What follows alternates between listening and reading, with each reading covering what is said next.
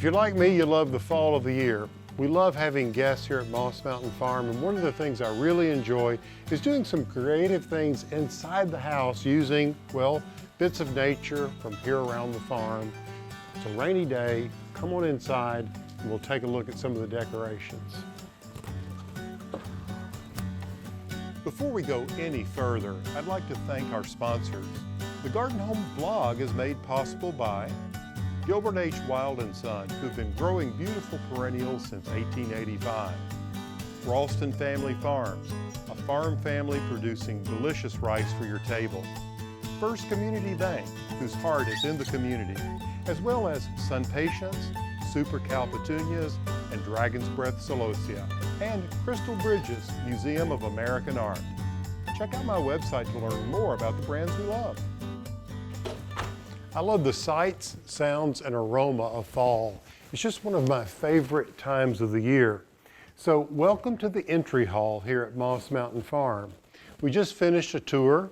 We had a big group here taking a look at the farm, and of course they're welcome to come in the house and see what all we're doing here. Take a look, for instance, at who greets you at the door, which is America.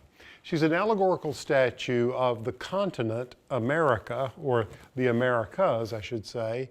And what we've done is a feather boa using lots of dried elements to celebrate fall with America. This was actually restored by a friend of mine, Wendell Norton, and you wouldn't believe the state the statue was in before Wendell got a hold of her and put her back together again. Reattached her head, completely reconstructed an arm and a nose for her. So we're very proud of America. And with all of the feathers and so forth here, seems very appropriate for this Native American princess. Now you'll see the feather theme throughout the house because I love using feathers during the fall. So let's take a look a little further down the hallway here. You can see this long sideboard in the entry hall, which I really love. It's an American-made sideboard, but we do something very simple to decorate it each year. We just use 3 of these hotel silver punch bowls, and we just fill them with orange pumpkins. They reflect the color of the orange stools underneath the sideboard, and the white, well, there's white chairs flanking each side, and the trim of the room is white. So there's a color echo going along, plus these are really the colors of the season, right? So why don't we take a look in the front room, and let me show you some things we're doing with grasses that are very exciting. So this is the front room, and as I mentioned, feathers are a theme, right?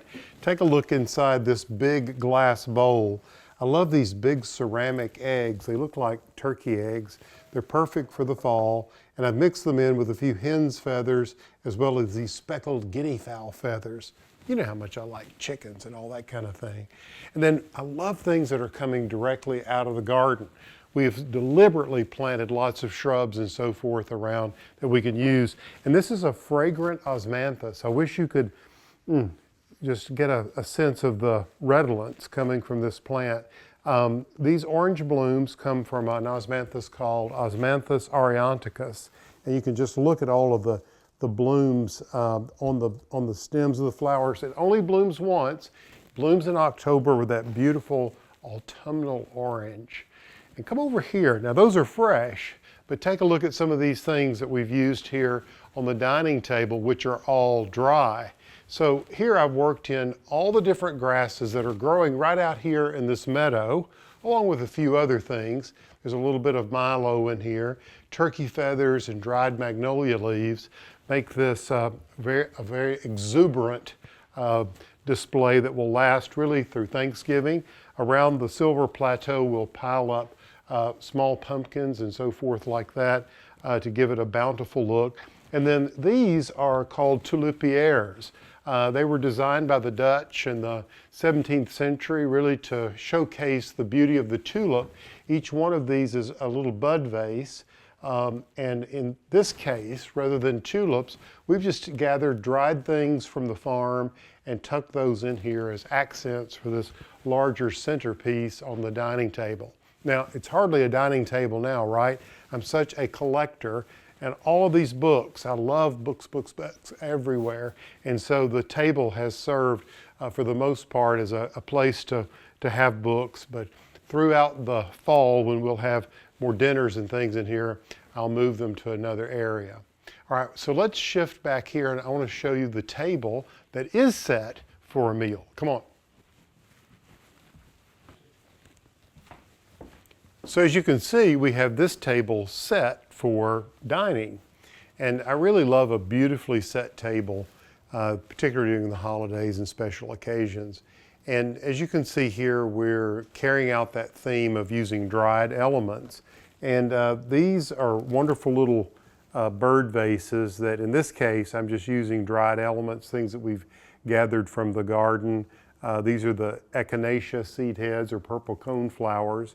We all love that North American native plant. And you just, like you do with the tulipiers, just fill this bird with water and you can put fresh flowers in it. But what I've done here is I've basically used things that are mainstays. They're going to last for a long time. There's a compote in the center with just some of these beautiful mottled colored pumpkins that work with the salad plates on the table. We've integrated some of these wonderful glassy baby lights. If you've not looked up glassy babies, they make a beautiful accent to a table in how they glow once you begin to warm the glass. The change in color is really quite magical. So you can see these color echoes with the glassy babies, these darker dried elements. And then what I like to do is come in with just some fresh. And what I've done here is just taken these little amber colored vials and filled those with just a single marigold and a few dried elements. And then these can just be placed almost as party favors by each one of the plates. And it's just a nice little touch. I really love these big marigolds. You've heard me talk about these in previous episodes of the show. And I like them because they last a long time. The plant grows very large, and these are big showy blooms. And you can just see what a single orange bloom does for the table. Here we go, we'll just place it there like that. Again, what's nice about this is that you can set the table and then you can add just a few of these fresh accents. I mean, I've just put, well, in these smaller vials, one little bloom, and then in the larger ones, no more than 3. So it's just a handful of flowers. So if you're not growing marigolds, you can use mums or carnations where the color fits the season. And you only need a handful of the fresh flowers to add to all of this bounty. Now let's take a look at a few other things that we've done in this room. For instance, if you take a look up here on the mantle, one of my hallmarks is to use the Granny Smith apple. Granny Smith, no relation. The green apples, I just love that sort of acid green that you get.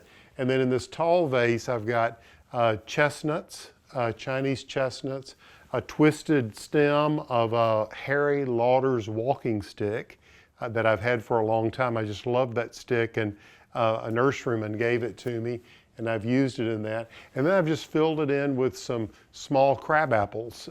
As you can see, it works nicely with the colors of the portrait over the mantle.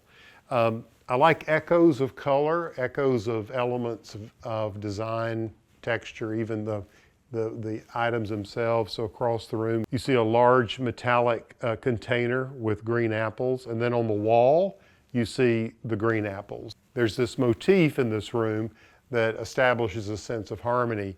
And also, even the little vase over there next to the curved sofa, you can see the curved sofa has a pattern on it that is hexagonal with 3 different colors.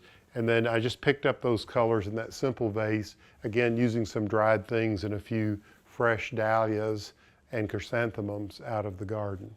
So it really, just a few of these elements in the room that you change out give you this wonderful sort of feeling of autumn from September through October, all the way to Thanksgiving, before you begin setting up for the holidays.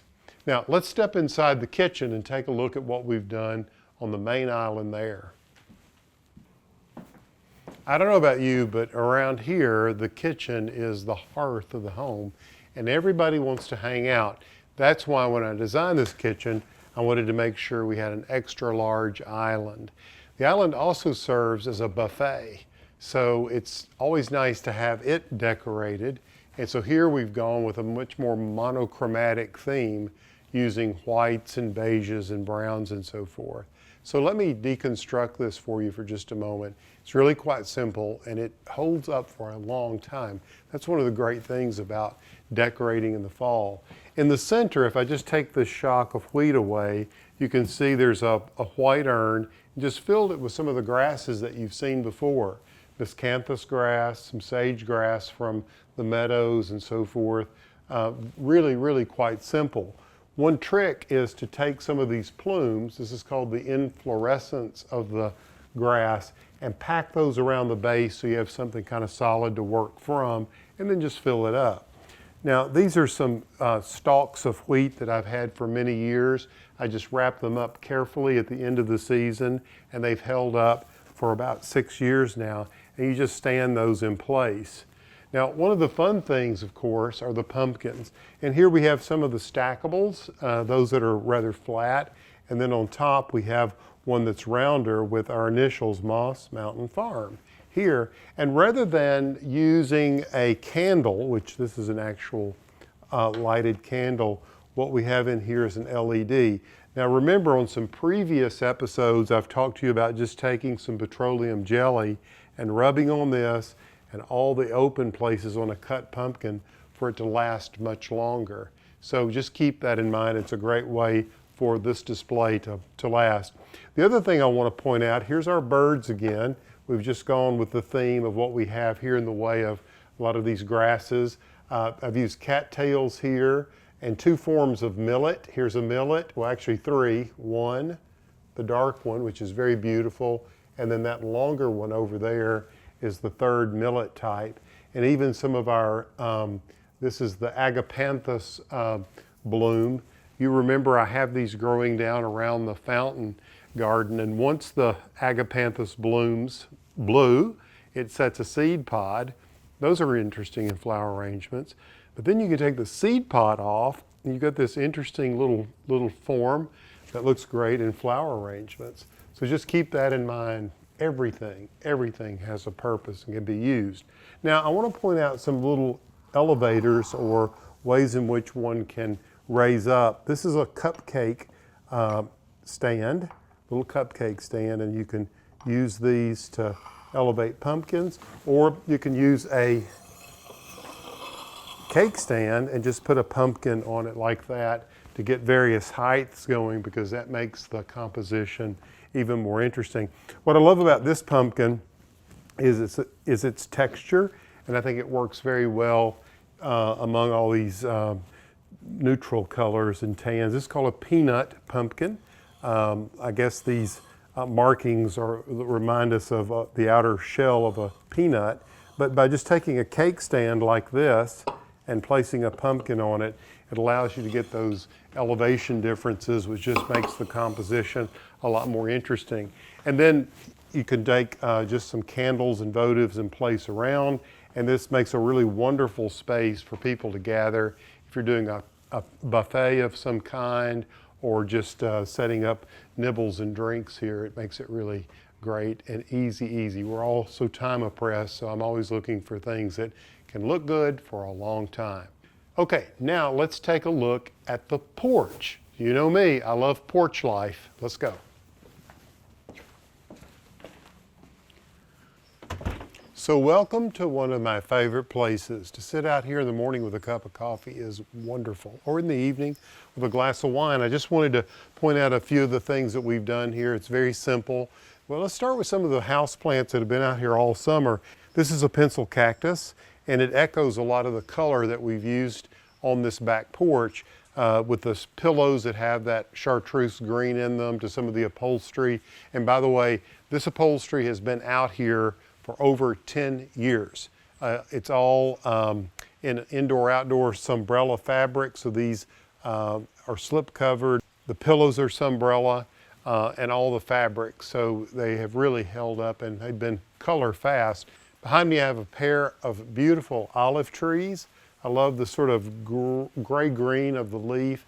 And then under them I've used some just lichens to cover the soil. So it's just a nice topper for the soil. The little details go a long way. And then we've just taken like a wood tray here with some candles on it. I'm taking ginkgo leaves and various fungi like the shelf mushrooms, also some sunflowers you can see here dried, pine cones and so forth, just to give that autumnal look. And then a little pop of color down here on this end that you'll see echoed at the other end of the porch. So why don't we just move this way and I'll show you this little centerpiece again. It just picks up some of these natural elements that you can see here. Our little friends, the glassy babies, are back. I'm using green here. But on a metal table, I like to mix up the materials. So we've got metal, we've got ceramic, we've got metal, lead here, we've got wood and wood. So these contrasting materials create visual interest. This porch is 12 feet wide. It's the perfect width to use really as a room. We use copper screening here, and you can see it has been a very, very wet day. But this is a wonderful arrangement that sort of displays a lot of the flowers that we're growing here at Moss Mountain Farm. Even though it's very near the end of October, there's so much bounty in flower. You can see the zinnias, you can see the dragon's breath celosia in here, you can see some of the coral celosia, the grasses, some of these old-fashioned mums that date back to the 1940s here. You can see the marigolds in here. It's just a lot of fun to pile these colors up together. And then I've just thrown in some of these gourds, and I'm going to add a few more gourds in here before the guests arrive tonight. But I think we're pretty well set. I hope you'll come and visit us here at Moss Mountain Farm sometime. If you like this video, make sure you like it, and please join my YouTube channel. And if you want to be notified, all you have to do is ring the bell, and we put out a weekly newsletter. Just go to pallensmith.com and subscribe.